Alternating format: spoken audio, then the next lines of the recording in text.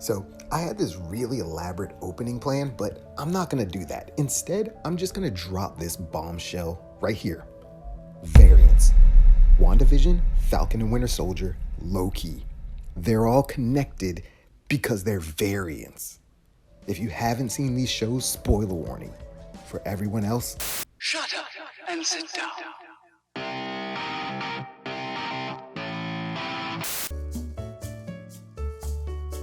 Okay, first we need a foundation, some solid ground for this whole observation to stand on. So, have you ever heard of the Marvel formula? Basically, there are 4 elements Marvel has hung the vast majority of their movies on. The first element, make the characters human, fast. See, you gotta show what motivates them and make it crystal clear. We need to know who they are quickly so we understand how they'll respond in stressful situations, like big battles maybe, or facing down an overwhelming villain. Also, you gotta make the main character funny. Now, I'm not talking gut bust level, but show they have some sense of humor. And I'd like to know how Loki used it to turn 2 of the sharpest men I know into his personal flying monkeys. Monkeys? Do not understand. I do. I understood that reference. If the audience smiles, if they crack a laugh, that means there's a connection. The second element, introduce a crystal clear villain to give our hero something to do. Typically, they're the dark reflection of the hero or their issues, but not always. Now, that villain has motivation. They have a plan, and that plan needs a jump start, right? Enter powerful item. That's element number 3. See, the villain and the hero are going to fight for it. The hero wants to stop the bad things from happening. The villain wants to start, remember that, start their plan. And then element number 4, make it all lighthearted. See, when we have deadly serious dramatic moments, Marvel is sure to inject humor into said moment, either with a funny line of dialogue in direct response to that drama, or by just cutting to a lighthearted moment immediately after the drama bombs get dropped. Well, if I'm wrong, then what more could I lose? I could lose a lot. Me personally, I can lose a lot. Okay, that's it. That's the formula Marvel has perfected. But now tell me something. What was Wanda's motivation? Yeah, I'm not sure what that's about.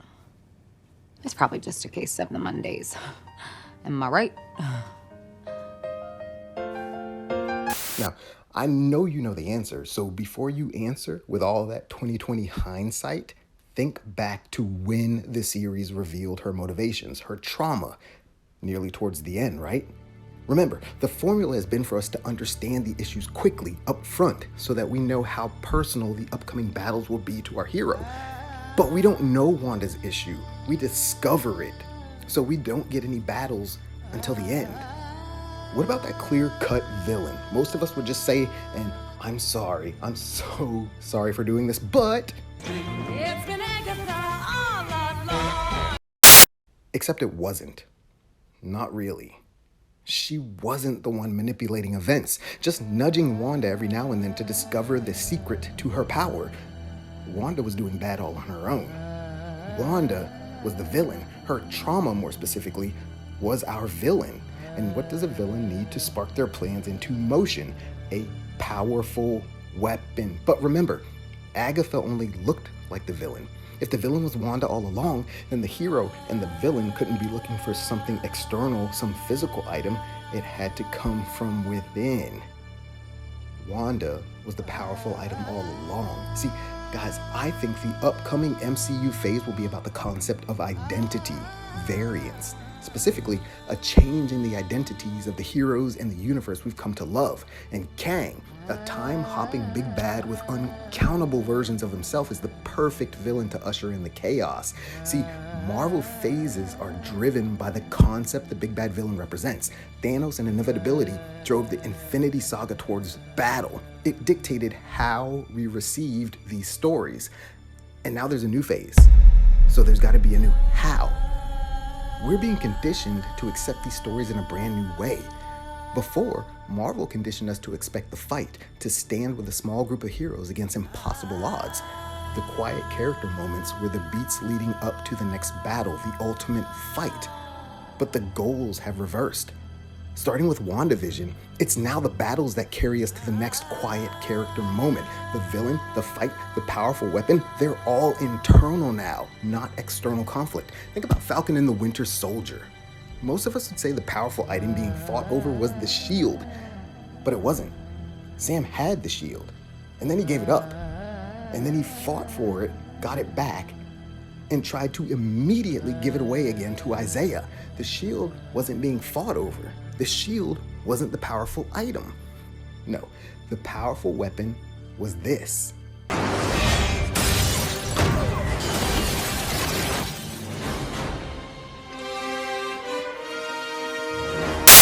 Sam was the power he needed, accepting his role, realizing the symbol is the man behind the shield, but not just their morals and ideals. It includes whether they have a strong enough reason to fight, to keep pushing forward despite their misgivings.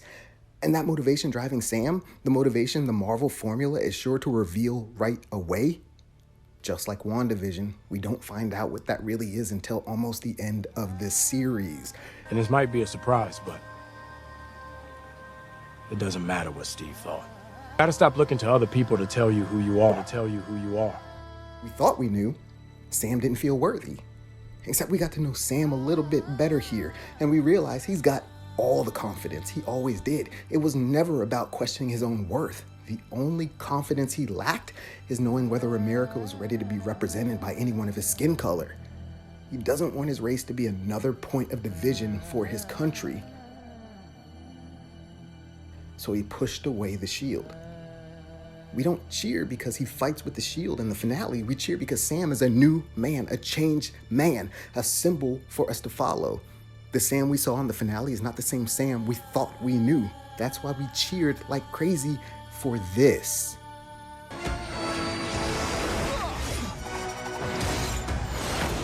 But not quite as hard for this.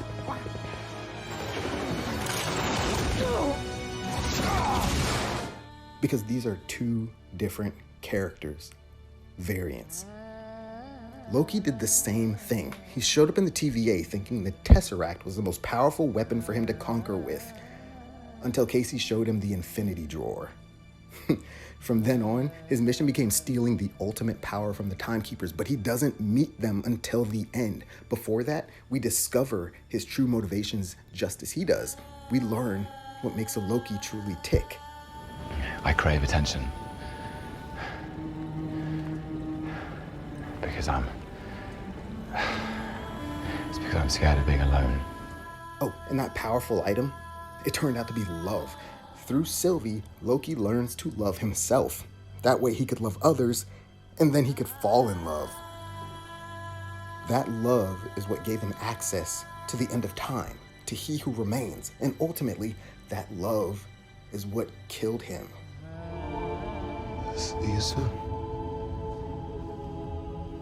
Why did WandaVision use a period-specific sitcom format? Why start with two characters we already knew, missing their memory? Because Marvel was cluing us in that we'd entered a new phase. Think of Loki's finale. Every moment of time happened simultaneously, past, present, future, all at once. Even the branching realities created by destroying He Who Remains in the sacred timeline, they all happen at the same time. Why are we assuming WandaVision takes place before the shattering of the timeline? Wanda was a hero to us. The Wanda we saw at the end of the series was not. She took no true responsibility for her actions. She didn't try to fix anything. She didn't work through her grief even. Her acceptance at the end was her accepting she did bad things, like physically harming innocent people, mind controlling innocent people, keeping innocent parents from their innocent children.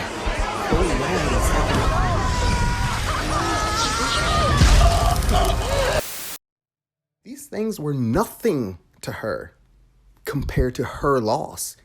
She left to fix her loss, not the town's. The Wanda we've been left with is a variant of the one we knew. But in order to change, it takes two, apparently. Two bodies, one soul. Loki needed Sylvie to complete himself. He needed to see his flaws and his goodness physically to change. Sam needed Bucky's hurdles to realize you can't let other people tell you who you are. He was talking to himself. Wanda needed Vision's goodness and selfless nature to realize her own selfishness. Remember, Vision has always been good. He picked up the hammer. Meanwhile, Wanda, not so much. What I'm saying is, Marvel and Disney have been mind controlling us, preparing us for what I think will be a much different cinematic experience. We're being forced to slow down, to think and theorize, to connect with these characters on a much deeper level. And more importantly, we're being conditioned to accept changes to these beloved characters. The concept of variance, the thematic concept of variance, identity, and self-discovery is exciting to me. You have no idea. And thematically, from the very first episode of Wandavision, it's proven it has serious teeth. I don't think we're ready for what Marvel has coming. But what do you think? Drop a comment and let me know. And be sure to like and subscribe. And if you happen to be a sci-fi, fantasy, or comic book author or creator, check out NTLT book covers. We specialize in these genres, so we'll set you up with a cover that'll absolutely rock your fans' world. Go to ntltpresents.com today, okay? Badass book covers for sci-fi and fantasy authors. All right, guys, I'll see you in the next one. Bye.